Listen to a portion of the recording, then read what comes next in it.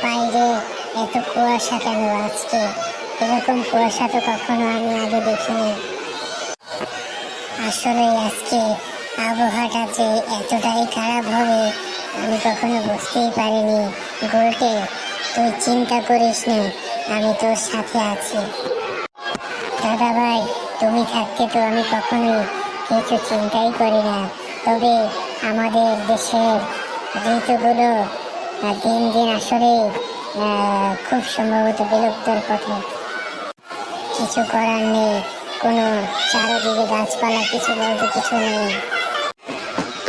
আসলে আমরা কখনো বুঝতে পারি না যে আবহাওয়া আমাদের সাথে কিরকম ব্যবহার করে। সত্যি বলতে আমরা আসলে এই দেশে বসবাস করে খুবই অমানবিক বা করে ফেলেছি।